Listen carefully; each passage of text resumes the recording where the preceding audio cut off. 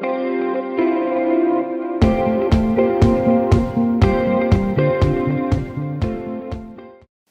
오늘은 우리 신년주일이고 또 올 한 해 우리 교회 표이자 또 띠으로 주신 원띵이라는 주제로 제목으로 오늘 누가복음 말씀 함께 나누고 싶습니다.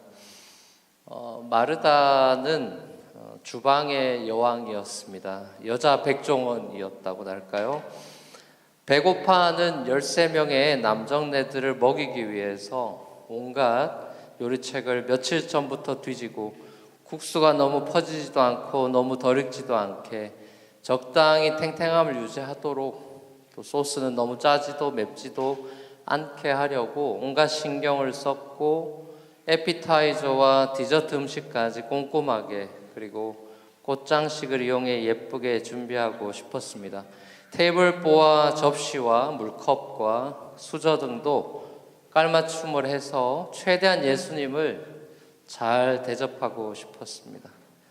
13명의 남정네들의 입에서 역시 마르다야 라는 찬사가 터져 나오기를 기대했습니다. 마르다는 3분 카레로 손님을 대접할 수는 없었고 평상시 음식으로도 어차피 부족하니 모든 코스 요리를 준비하려고 했던 모양입니다.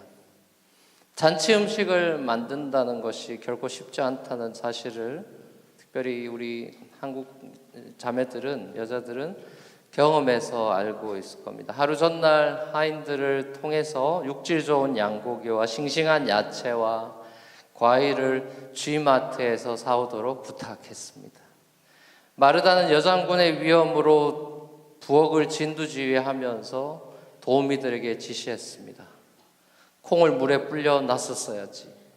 곡식을 왜 안 빻아둔 거야? 빨리 밀가루 반죽을 만들어 테이블 세팅이 제대로 되었는지 확인하면서 완벽하게 줄 맞춰 차려져 있지 않은 수저 세트와 냅킨들을 바라보면서 짜증이 확 났습니다. 너희들은 뭐 하는 애들이야? 이거 하나 제대로 못하니? 정말 얘네들은 나한테 도움이 안 돼. 마리아야, 마리아야, 마리아 어디 갔어? 과일 깎아야 되는데. 하인들에게 묻습니다. 마리아 어디 갔어? 바빠 죽겠는데 마리아는 도대체 어디 있는 거야? 화장실 갔나? 하인들이 대답합니다. 마리아는 13명의 남자들 사이에서 히히닥거리면서 거실에 있던데요. 뭐? 네, 엄마 여기 없는 것 같아.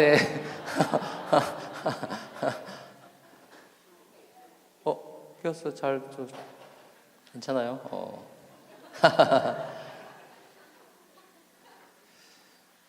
마리아는 13명의 남자들 사이에서 이삭거리며 거실에 있던데요. 마르다는 너무나 기가 차고 어이가 없어서 말이 안 나올 지경이었습니다.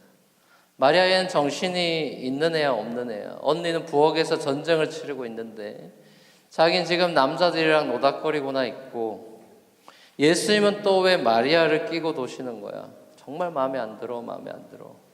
씩씩거리면서 마르다는 앞치마를 두른 채로 거실로 직진합니다. 그리고 마리아를 한번 뚫어져라 매서운 눈초리로 째려봐주고는 예수님에게도 눈을 치켜뜨며 짜증 섞인 말투로 이야기합니다. 아니 예수님도 남자시죠? 예수님도 요리 안 하시는 그런 상남자 스타일이신가 봐요. 마리아가 나 혼자 부엌에서 일하게 내버려 두고 이러고 있는 것을 예수님이 뭐라고 말씀하시고 저를 도와주라고 빨리 말씀하셨어야죠? 막 이렇게 이제 했겠죠. 마르다에게 지금 상황은 굉장히 언페어하게 돌아가고 있다고 느꼈습니다. 내가 이렇게 힘들어 죽겠는데 왜 내 주위 사람들은 날 도와주지 않는 거야? 라는 이런 생각은 늘 언제나 우리에게 좋지 않은 감정을 부추기죠. 어린애들이 딱 그렇죠. 어린애들을 보면요, 이제 아기를 키워본 부모들은 잘 알죠. 부모들이 주로 맞이한테 많은 걸 시키잖아요. 그럼 맞이들이 엄마는 왜 맨날 나한테 시켜? 라고 아이들이 달고 사는 단어 중에 하나가 바로 이 맨날이라는 단어죠. 맨날은 사실 어린애들만의 전용어는 아닌 것 같습니다. 어른들도 늘 그렇게 이야기할 때가 많죠. 목사님은 왜 맨날 저 사람들만 챙겨? 왜 이 교회는 맨날 바뀌어? 왜 이 교회는 사랑이 없어?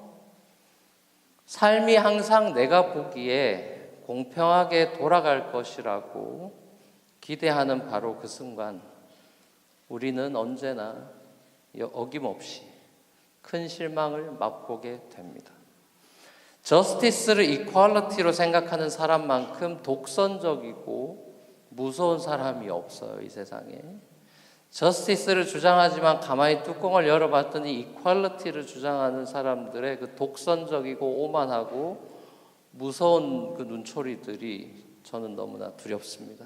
다 똑같이 하자라는 논리는 그럴듯해 보이지만 어른이나 애나 다 똑같이 성인용 도시락 하나씩 챙깁시다라고 말하는 것과 똑같은 것이죠. 결국 마르다는 소위 말하는 자기의 self-righteousness 그리고 self-centeredness, 자기중심성이라고 하는 바로 그 치명적인 함정에 걸려 있는 것입니다.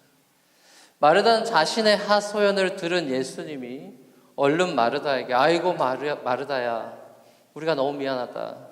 우리가 너무 무심했구나. 마리아야 어서 일어나. 베드로 요한 자 빨리 일어나.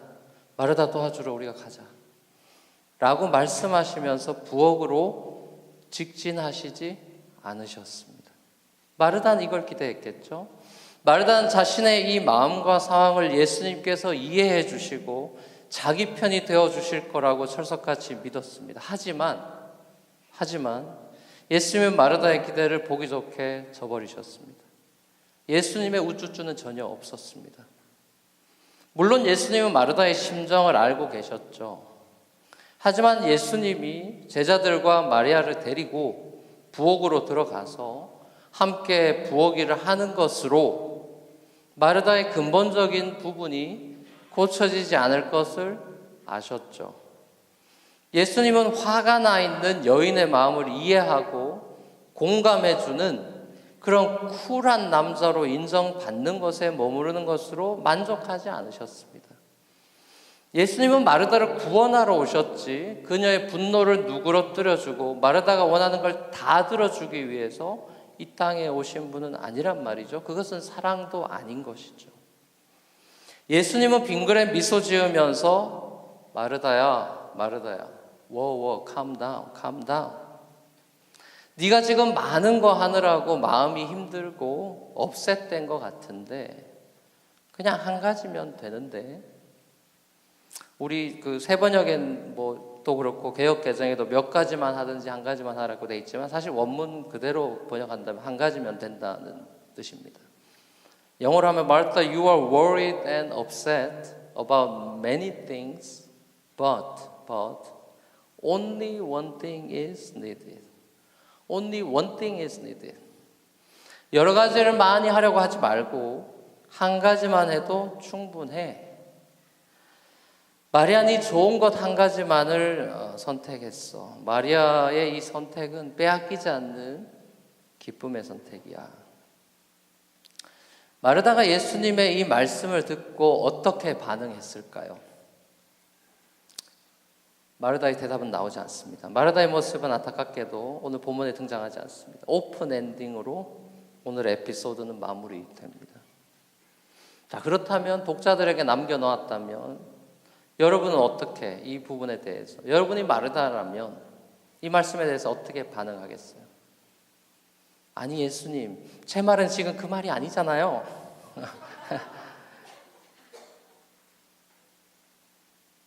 지금 저를 마리아와 컴페어 하시는 건가요? 예수님 자매끼리 형제끼리 비교하는 거 저희들이 제일 싫어하는 것도 모르시나 봐요? 예수님은 왜 이렇게 공감도 못하시고 센스가 없으세요? 이렇게 쏘아붙이시고 예수님과 끝도 없는 말싸움에서 승리를 거두기를 원하시는 분이 혹시 있습니까? 아니면 예수님의 말씀을 곱씹으면서 자기 자신을 한번 돌아보시겠습니까? 땡풀리 감사하게도 우린 요한복음에서 오늘 에피소드에 이어지는 결론을 만나게 됩니다. 예수님의 제자로 변화되고 성숙해 가는 마르다의 모습을 요한복음 12장에서 만나게 됩니다. 요한복음 12장은 유명한 장이죠. 그 유명한 예수님 발 앞에 마리아가 향유옥합 깨트려 붓는 장면이 나오는 예배자의 마리아의 모습이 다시 한번 나오는 장면이죠. 자, 그때 마르다는 어김없이 부엌에서 일하고 있다고 그려지고 있습니다. 자, 그런데 변한 게 있죠. 그런데 흥미로운 사실은 이 당시에 막 향유옥합 붓고 마리아가 그렇게 하고 난리가 났을 때 거실에서, 자, 마르다는 여전히 부엌에서 일하고 있지만 마르다가 거실로 쫓아와서 얜 또 왜 이래라고, 이번에 또 뭐야 이건, 이 비싼 걸 왜 깨뜨려, 마리아와 예수님께 달려와서 지금도 이번에도 날 도와주지 않는다고 컴플레인하고 그렇게 따지는 모습이 나오지 않습니다. 마르다는 성숙한 모습으로 부엌 봉사를 하는 여인이 되고 있는 것이죠. 자, 저는 오늘 여러분에게 너무나 유명한 마르다와 마리아 이 짧은 에피소드가 단순히 과거 어느 집에서 펼쳐진 자매 이야기만은 아닐 거라고 생각합니다. 이야기는 오늘날 저와 여러분들의 이야기입니다. 가정에서, 회사에서 수시로 벌어지고 있는 장면이죠. 가정이나 회사나 마리아 스타일이 있고 마르다 스타일이 있잖아요. 일을 빨리빨리 잘하고 완벽주의적인 성향을 가지고 사람들을 진두지휘하며 탁달하며 마감 날짜를 쪼아가면서 모든 일을 다 깔끔하게 마무리해야 직성이 풀리는 스타일의 사람이 있는가 하면 일 처리가 느리고 눈치도 없고 딴 세상에 있는 사람처럼 느껴지는 몽상가 스타일의 사람들이 우리 곁에 있습니다. 어느 쪽이 옳고 어느 쪽이 틀린 건가요? 어느 쪽이 옳고 어느 쪽이 틀리다고 말할 수 있습니까? 우린 전부 이렇게 다릅니다. 하나님이 우리를 그렇게 다르게 창조하셨으니까요. 모든 은사와 성격과 기질은 그 나름의 장점과 약점을 가지고 있고 강점과 시험에 빠지기 쉬운 부분을 우리 모두는 지니고 있습니다. 다만 예수님 말씀처럼 내 눈에 들보는 잘 안 보이고 남의 눈에 티끌이 더 들보보다 크게 보일 뿐이죠. 부부 싸움도 결국 이것 때문에 하는 것이죠.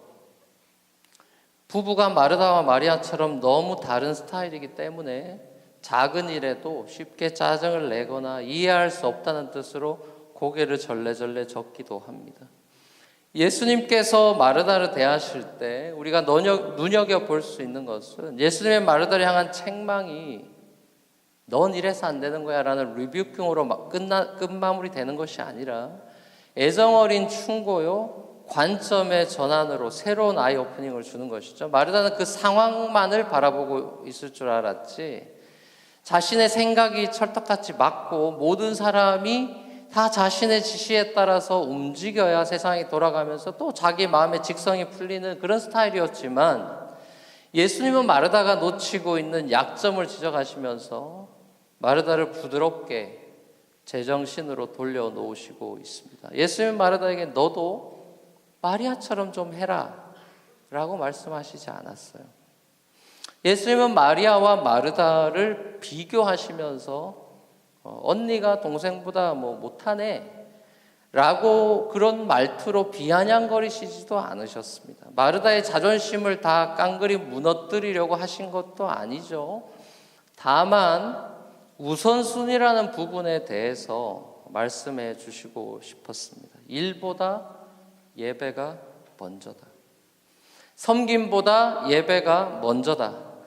행동보다 기도가 먼저다. 삶보다 주님과의 관계가 먼저다라고 하는 이 rule of thumb을 말씀하시고 싶은 거죠. 예수님은 마리아가 마르다보다 더 좋은 성격을 가지고 있구나라고 말씀하셨다거나 네가 더 신앙이 좋다라거나 이런 말씀을 하고 있는 것이 아니죠. 이 타이밍에는 마리아가 뭘 해야 하는지, 마리아는 지금 이 타이밍에 이 순간에는 뭘 해야 하는지를 그 타이밍을 알았다는 말씀을 하고 있는 것입니다. 그런데 흥미로운 사실은 마르다만 섬김을 하고 있는 것이 아니라 마리아도 섬김을 하고 있는 것이죠. 봉사만 섬김이 아니라 예배도 섬김입니다.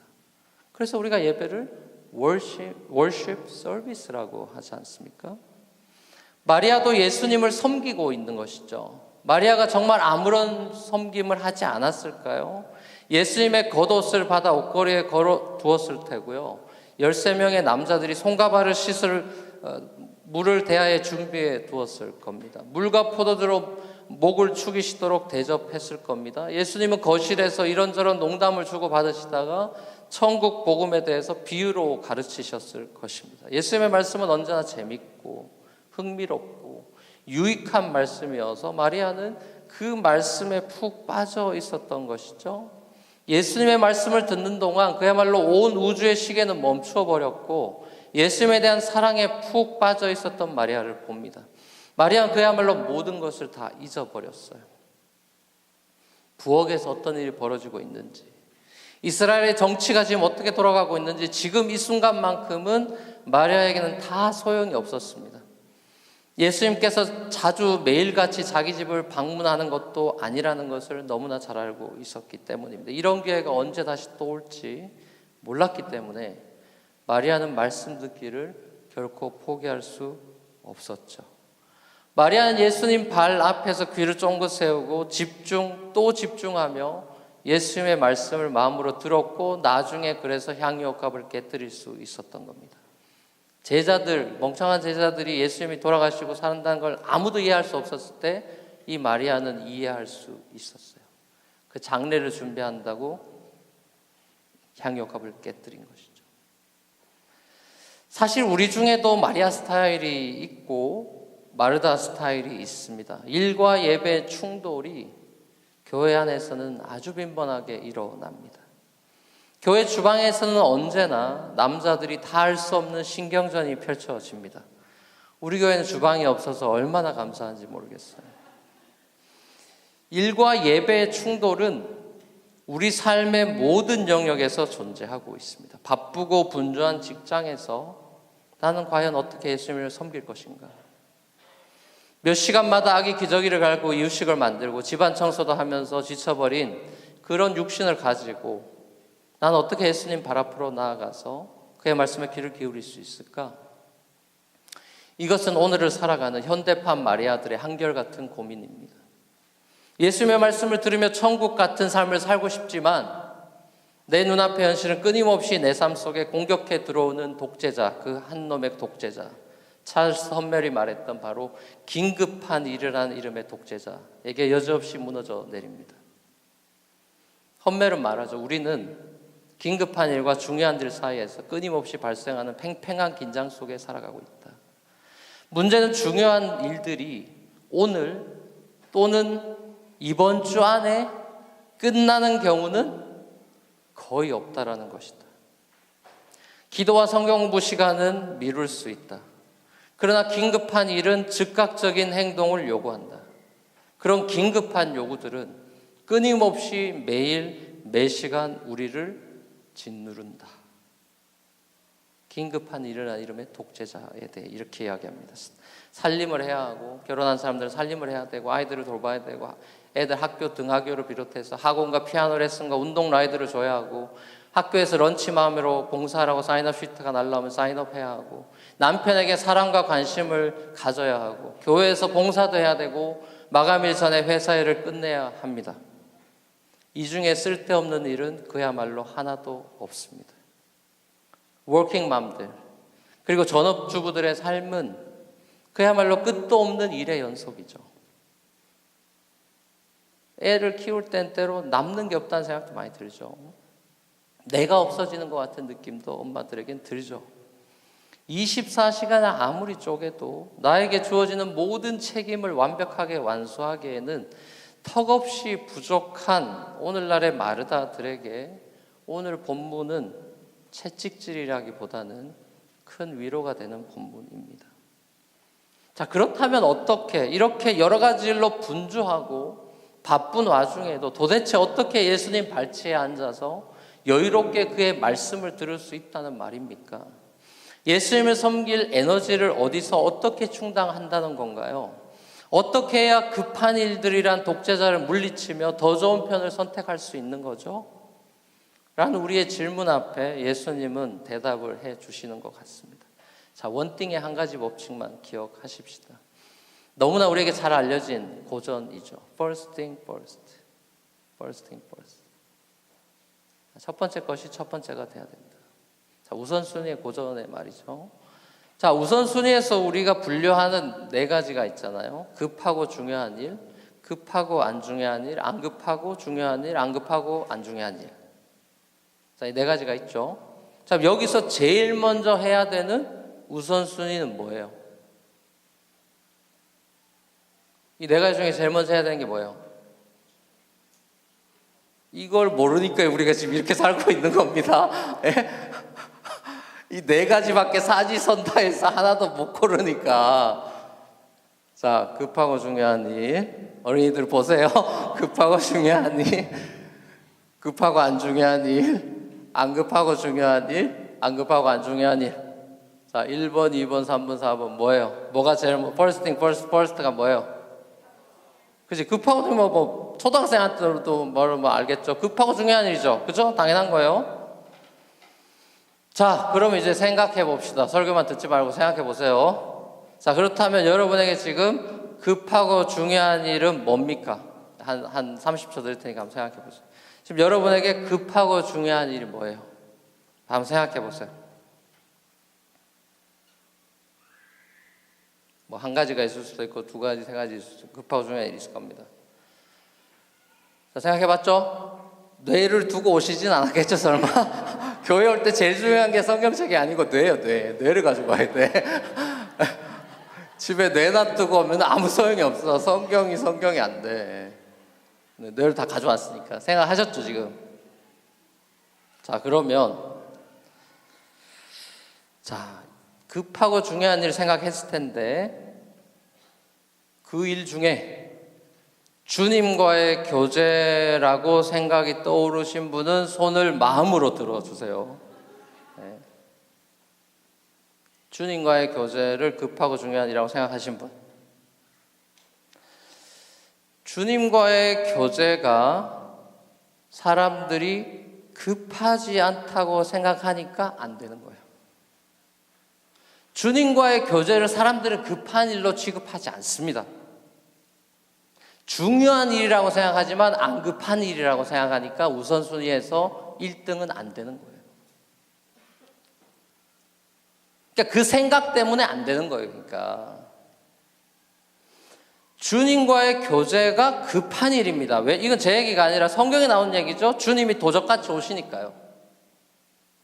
올전 메시지인데요. 항상 기도하고 깨어있어라. 자, 열처녀의 우선순위는 신랑 기다리는 거죠. 기름 준비하는 것도 아니고 신랑을 준비하는, 급한 거는 기름을 준비하는 거지만 신랑을 준비하는 게 궁극적인 우선순위죠. 우선순위가 열처녀들에게 있었듯이 결혼식을 앞둔 신부의 우선순위는 당연히 결혼식이듯이 성도의 삶은 언제나 다시 오실 우리 신랑 대신 예수님과의 결혼을 준비한 사람들 아닌가요? 하나님이 우리에게 시간 날 때 기도하라. 우리 유명한 구절 있죠. 뭐 항상 기뻐하라, 쉬지 말고 기다려, 범사에 감사하라. 그거 어떻게 돼요? 우리는 항상 기뻐할 수 있을 때 기뻐하고 쉬면서 기도하고 범사는 힘드니까 가끔 감사하고. 우린 그걸 다 수정해서 우리 살고 있잖아요. 수정해. 성경을 수정하는 사람들이잖아요. 개역 개정 2판이잖아요. 우린 다.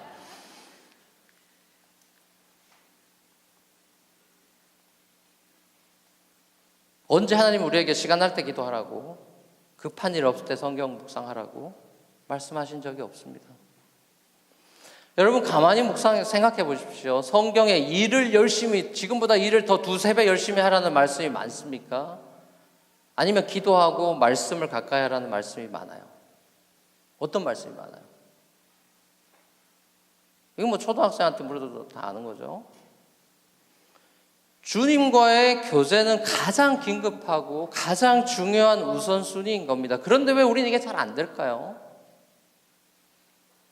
왜 안 될까요? 분명히 이게 긴급한 일이고 중요한 일인데 왜 잘 안 될까요? 순장이 큐티 보내주면 일만 없어지고 읽지 않는, 주님은 나의 최고봉 막 이런 거 막 이래가지고 이메일 막 오고 막 좋은 글 나눕니다. 목사님의 말씀 노트 막 바빠 죽겠는데 지금 내가 이걸 읽으라고. 그래서 그냥 일만 없어지게 만드는 사람들. 자, 우리 왜 그게 잘 안 될까요? 왜 잠시도 묵상하는 게 잘 안 될까요? 근본적인 이유가 있습니다. 근본적인 이유가 있어요. 뭐 신앙이 좋냐 나쁘냐 이런 거, 우리 뭐 신앙이 좋아봐요. 뭐 다 거기서 거기죠. 뭐가 문제일까요? 왜 안 될까요? 이건 하나의 어떤 패러다임이고 습관이고 가치관이고 그런 겁니다. 자, 그게 왜 그런 거냐? 우리가 인생이라는 것을 성과 중심으로 살아가고 있기 때문이에요. 성과 중심의 삶. 하나님께서 우리 사람을 지으신 목적을 기억하시죠? 성경에서 하나님께서 인간을 왜 지었다고 이야기합니까? 하나님을 예배하기 위해서죠. 인간을 일하게 하려고 줬다는 얘기는 없어요. 일은 선물이지 우리의 정체성이 아닙니다. 일에서 정체성을 찾으려고 하면 망합니다, 여러분. 일은 관계에서 따라오는 부산물이요, 선물이에요. 하나님은 우리를 노동자로 창조하지 않으셨습니다. 하나님 우리를 예배자로 창조하셨죠. 에베소서 1장에도 나와 있듯이 하나님께서 자신의 아들 예수 그리스도를 이 땅에 보내시고 우리를 구원해 내신 이유도 우리 써먹으려고, 일시켜 먹으려고, 그렇게 그런 대사가, 그런 말씀이 어디 있습니까? 그의 영광을 찬송하게 하기 위해서라고 여러 번 바울이 노래하죠. 자, 그렇기 때문에 하나님께서는 우리가 인생을 성과 중심으로 이렇게 살아가면서 내가 만들어 놓은 성과로 인해서 사람들의 박수갈채를 받고 사람들의 그런 박수갈채에 목말라하고 끊임없이 그 결과물을 내놔서 내 존재를 증명해내고야 말려는 그 얄팍한, 정말 수준 낮은 그 옛사람의 본성에 사로잡힌 삶이 아니라 관계의 중심으로 하나님과의 관계, 그리고 이웃과의 관계를 통해서 행복을 누리는, 정체성을 찾는 새 사람의 삶, 영생의 삶, 그걸 누리기를 원하신다는 말이죠. 성과를 위해서라면 막 인권을 무시하고 피부 컬러로 사람 막 차별하고 인간을 인간으로 대접하지 않으면서 다른 사람을 무시하고 멸시하는 그런 자기의에 사로잡힌 변화되기 이전의 미성숙한 마르다 같은 마음으로 살지 않기를 바라신단 말입니다. 결국 많은 것들을, many things를 다 잘하려고 하는 인간의 욕심이 우리 영혼 자체를 갉아먹고 우리 삶을, 내 스스로가 더 힘들게 만들어가고 있는 거죠. 하나님은 그게 안타까운 거예요. 하나님께서는 저와 여러분들을 통해서 무언가 이득을 보시고 하나님의 영광을 날마다 업그레이드해 나가시기를 원하시는 분이 아니죠. 더 이상 업그레이드할 하나님의 영광은 없죠. 이미 영광스럽고 우리가 보탤 영광이 없습니다. 하나님은 어떤 목적과 성과를 위해서 여러분을 이용하시는 분이 아니죠. 여러분을 사랑하셔서 여러분에게 기회를 주시고 여러분과 이 일을 통해서 인격적인 관계를 맺어 나가시기를 원하시죠. 일과 직장에 아무 소용없다는 얘기를, 그런 이분법적인 얘기를 하고 있는 것이 아닙니다. 요한복음 15장에 나오는 예수님의 비유가 딱 그 얘기죠. 내 안에 거해라. 나는 포도나무 너희 가지니 내가 네 안에 네가 내 안에 거하면 많은 열매를 맺을 거다. 우리 씨 뿌린 비유에서도 100배, 60배, 30배 열매를 받죠. 그리스도의 삶은 열매 맺는 삶인데요.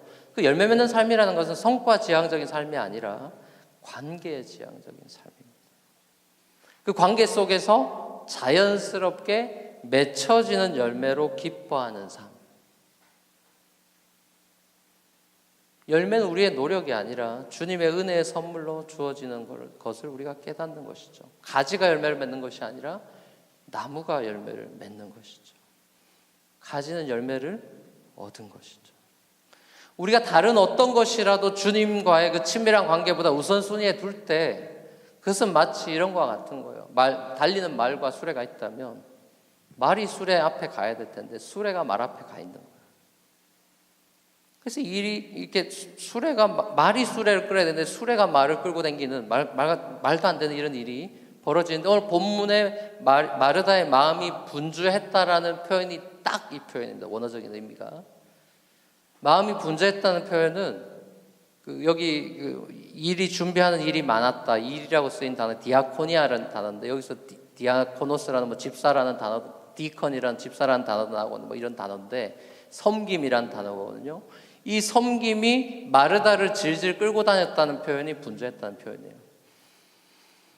말보다 수레가 앞서 있어야 되는데 수레를 말보다 앞서 세워서 일이 관계보다 앞서 있어서 일이 사람을 질질 끌고 다닌다, 그 소리입니다. 일이 지금 섬김이 마르다를 질질 끌고 다녔다는 거예요. 일이 섬김이 나의 주인이 되고 나는 그의 종이 되어서 살아가는 삶. 결국 나는 그 일과 섬김을 예배하게 되는 것이죠.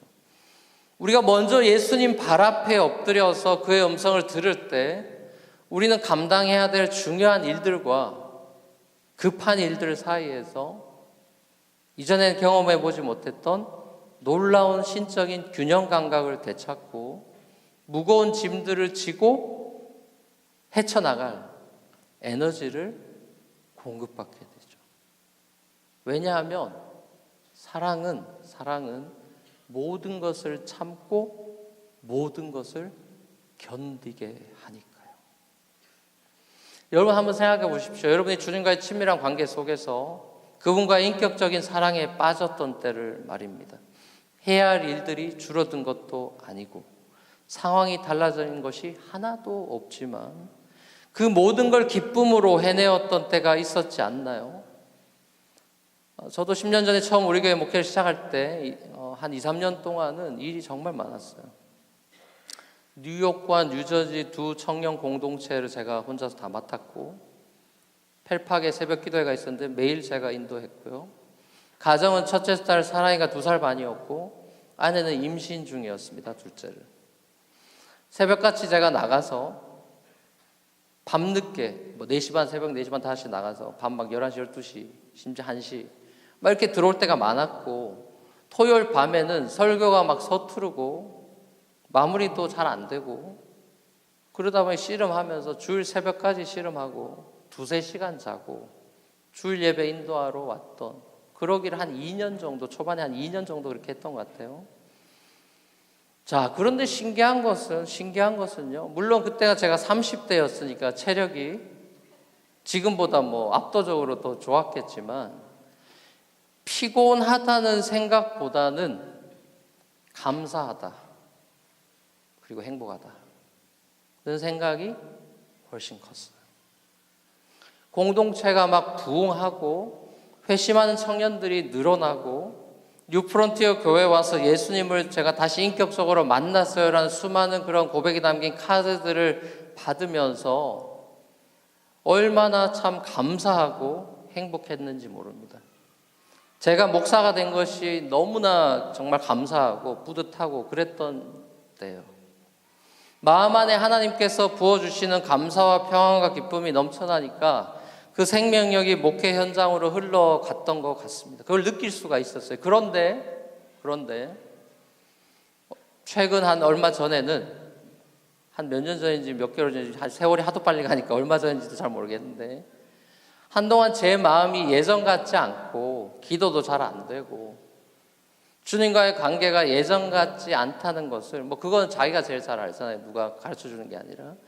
예전 같지 않다는 것을 직감할 수 있었습니다. 예배의 기쁨과 감격이 예전 같지 않고, 이런저런 성도들의 불만의 소리와 비판의 소리가 너무나 크게 들리고 마음에서 계속 맴돌고 인간적으로는 상처를 받기도 하고, 무언가 예전처럼 사역들을 많이 하는데 기쁨이나 열매가 없다는 생각을 하게 됐습니다.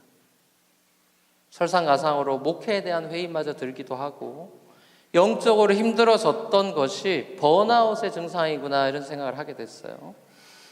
나만 열심히 하는 것 같은 마르다 신드롬에 잠깐 걸렸던 것 같습니다. 수많은 예배 현장에 앉아 있었지만 새벽기도, 수요예배, 온갖 모임이 가는 곳마다 다 예배죠. 수많은 예배 현장에 앉아 있고 있었지만 마음이 분주하고 염려가 많아서 마리아처럼 그냥 주님 발 앞에 조용히 그분의 말씀만을 듣는, 집중해서 듣는, 가만히 있는 이 가만히를 못했던 것 같아요. 무언가 새로운 프로그램과 프로젝트들을 만들어내야만 할 것 같고 시대에 뒤처지지 않는 교회를 세워야 할 것 같은 조바심에 부담을 가지기도 했던 것 같습니다. 제가 청년들과의 나이의 갭이 커지는 것도 저는 그렇게 생각하지 않습니다만 많은 젊은이들이 저를 더 이상 젊은 목사로 보지 않는 것 같은 아니죠. 그건 아니죠. 그죠?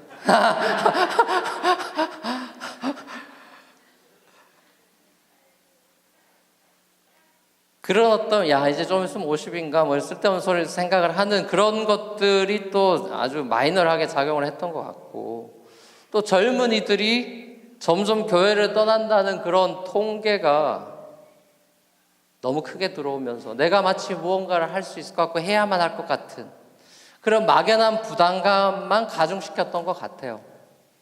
마음이 이런저런 갈래로 흐트러지다 보니 주님의 음성을 집중해서 잘 들을 수 없었던 때였구나 싶습니다. 아마 여러분들도 교회 사역을 하면서 많은 섬김을 하면 할수록 비슷한 경험을 하셨었거나 아니면 지금 하고 힘들어하고 있을지도 모르겠습니다. 성가대도 하고 순장도 하고 팀원으로 섬기기도 하고 주일학교 교사도 하고 러브쉐어링도 나가보고 여러 교회 사역에 참여한 적이 있지만 어느 날 저녁 교회에서 집으로 돌아가는 길에 호공을 바라보면서 이게 다일까? 내가 지금 뭐 하고 있는 거지? 어차피 사람들이 날 알아주지도 않는 걸 내가 왜 이렇게 열심히 하고 있는 거야? 하는 그런 어떤 공허감이 파도와 같이 밀려올 때가 있었지 않나 싶기도 합니다. 그래서 어떤 분들은 사역을 쉬거나 내려놓아야 되겠다 이렇게 마음을 먹기도 하고 또 그렇게 실제로 실천도 했을 겁니다. 자, 그런데 여러분, 진정한 문제는 사역을 내려놓고 쉬면 이제 사역 내려놓고 쉬어본 분들은 다 경험했지만 그 다음 주가 어때요? 너무 홀가분하고 좋죠. 교회 갈 맛 날걸요? 야, 이런 거구나. 왜 얘네들이 순장 안 하려고 이렇게 도망다니는 이유가 이런 거구나. 와, 순원하니까 대박이다. 정말 좋네. 왜 내가 순장을 했지? 야, 이런 거구나.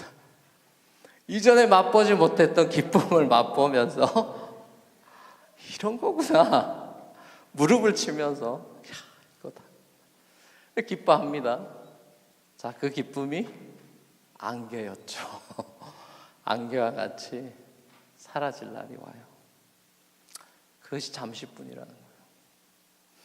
오히려 신앙생활이 점점 더 게을러져서 순장할 땐 큐티도 하고 이러다가 순원이니까 내 애 먹이던 순원 때문에 고생하던 시절을 다 잊어버리고 내가 애 먹이는 순원으로 돌변하여 순장을 걱정시키는 순원이 되어 있습니다. 예배를 드문드문 나오기도 하고 전철이 늦게 와서 오늘 좀 힘들었어요. 과제가 많아서 신앙생활이 점점 더 게을러져서 예배를 드리긴 하지만 아무런 마음의 변화와 오히려 도전을 느끼지 못합니다. 이게 함정이죠. 예수님께서 마르다에게 말씀하신 이 원띵은 더 많은 일을 잘하기 위해서 네가 철저하게 시간을 관리하고 계획성 있게 열심히 살아보라는 자기 개발의 메시지가 아니에요. 네가 이렇게 하면 열심히 살아봐라고 지금 마르다한테 얘기하는 게 아닙니다. 나한테 오라는 초대죠. 예수님께 원하시는 원띵은 many things에 휩싸여 있는 마르다에게 원띵은 나와의 인격적인 교제, 부재가 이런 일들을 초래했다고 나한테 오라고. 예수님은 하늘의 모든 영광을 버리고 여러분의 친구가 되기 위해서, 여러분의 주인이 아니라 주인이지만 여러분의 주인이자 친구로 이 땅에 오시기 위해서 이 땅에 사람의 모습을 입고 오셨습니다. 자, 이 성육신, 우리 얼마 전에 한 열흘 전에 크리스마스 우리가 기뻐했죠. 자, 예수님의 크리스마스, 예수님의 성육신. 사실 잘 감이 없죠. 우리가 예수님 직접 얼굴로 본 건 아니니까요. 감이 없다면, 감동이 없다면, 예수님의 성육신에 대해서 크리스마스에 그 감동이 사라져 버렸다면, 너무너무 이렇게 설교 준비하면서 너무너무 유치한 비유인 줄 알면서도 제 수준이 이렇게밖에 안 되니까 이해하십시오. 유치한 비유를 하나 들려드리겠습니다. 예수님의 성육신에 대해서 별 감동이 없을 것 같아가지고, 자, 이런 유치한 비유를 하나 들려드립니다.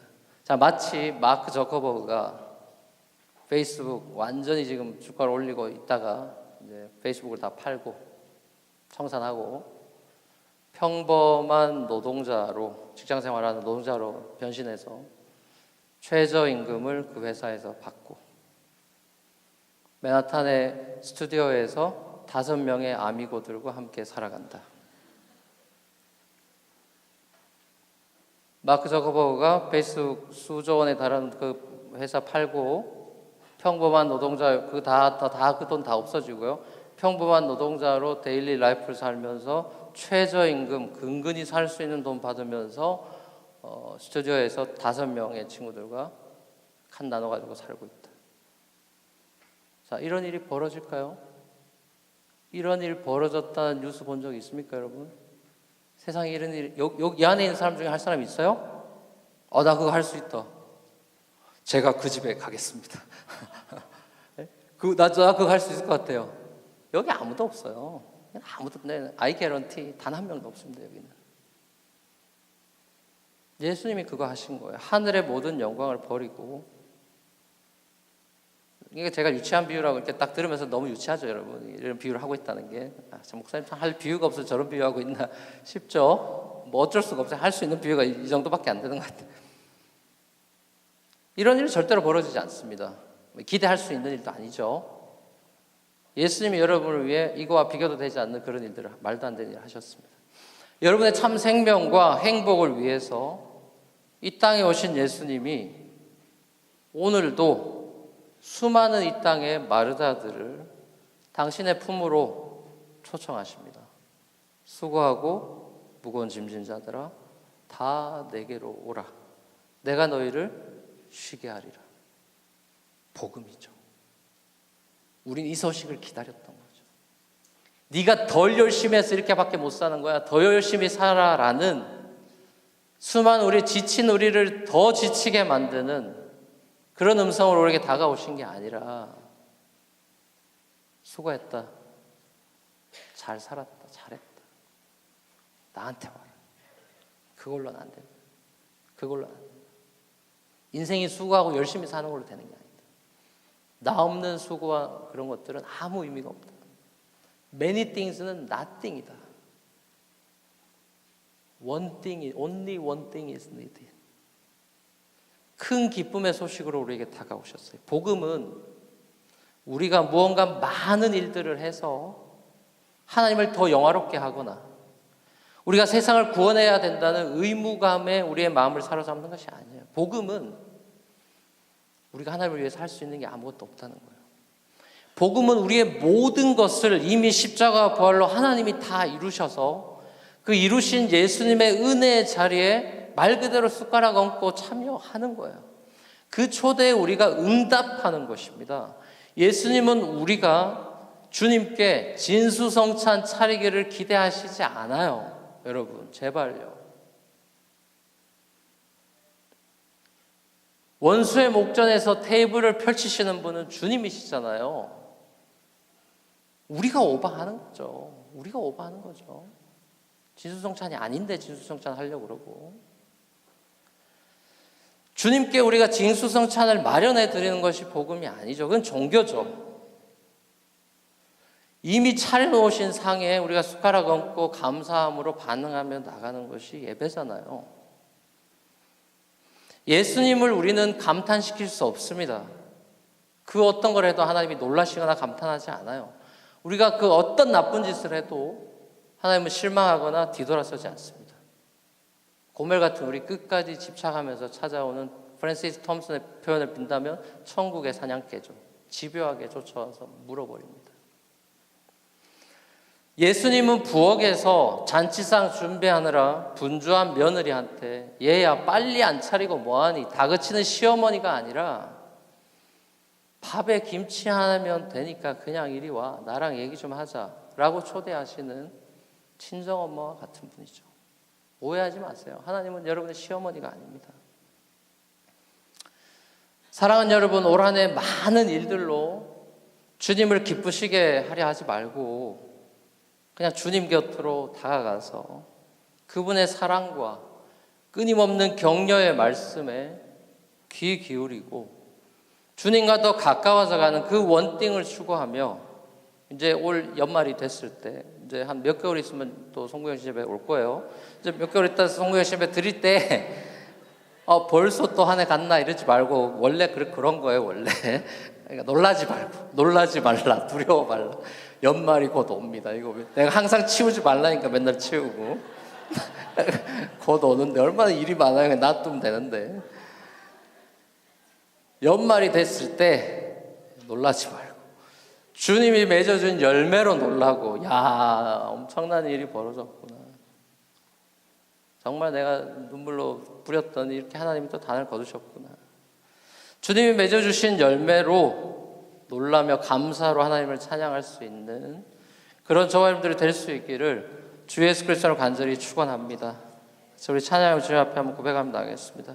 이것이 영원한 삶, 이것이 영원한 삶 우리 함께 고백하겠습니다. 영원한 사귐에 우리 초대하시는 주님께로 나아가는 그런 시간이 되면 좋겠습니다. 믿음으로 함께 고백하며 나갔으면 좋겠습니다. 영원한 사귐에 날 초대하시네.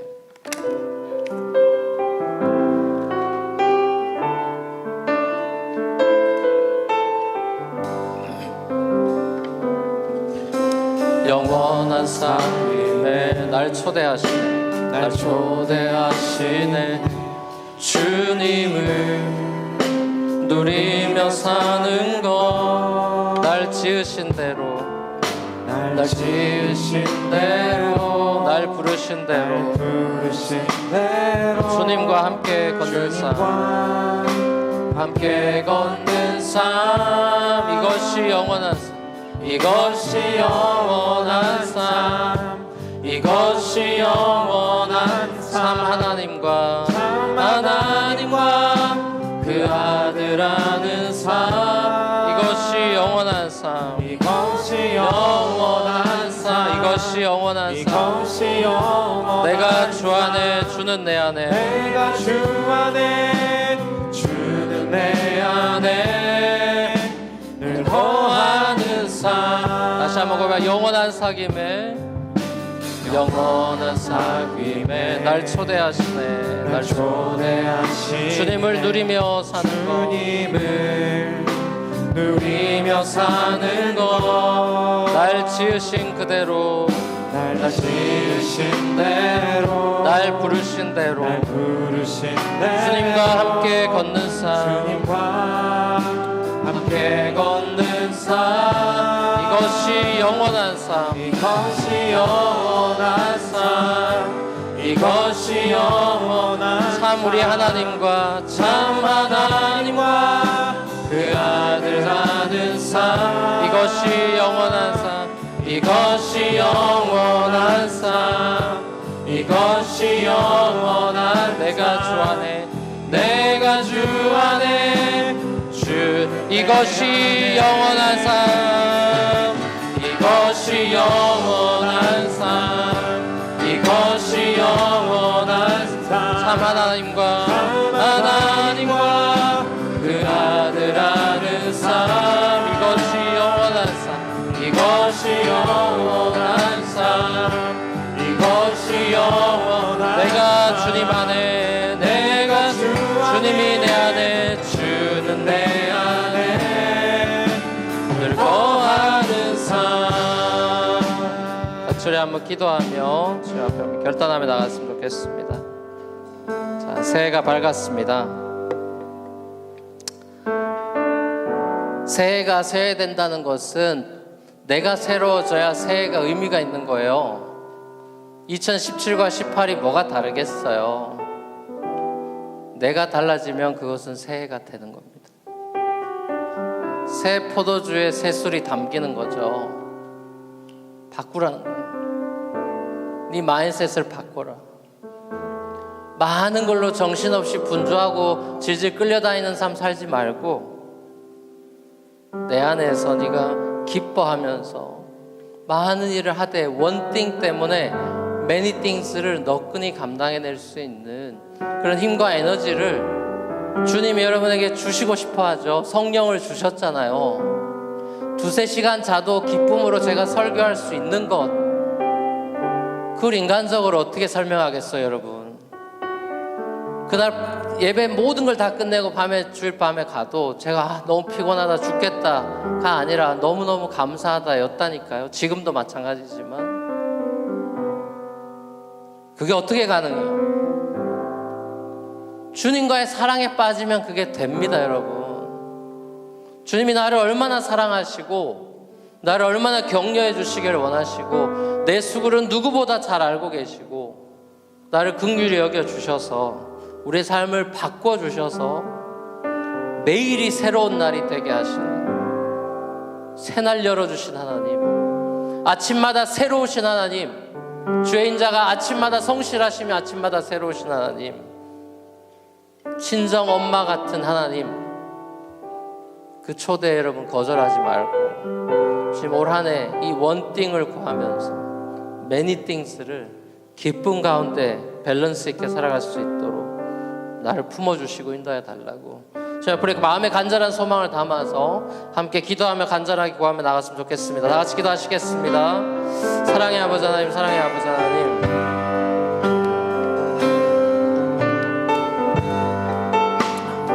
주님의 은혜를 너무나 감사를 드립니다. 아버지 하나님, 2018년도 새해를 저희에게 열어주셨습니다. 이 새해가 정말 주님 앞에서 우리가 새로워지고 변화되는 한 해가 되기를 원합니다. 많은 일들을 하고 사에게 지치기도 하고 삶에 억눌리기도 하고 삶의 무게들을 가지고 주님 앞에 나아가 아버지, 그래서 마음이 공허해질 때도 있고 허해질 때도 있고 회의가 될 때도 있고 아버지 하나님 정말 지쳐버릴 때도 있습니다.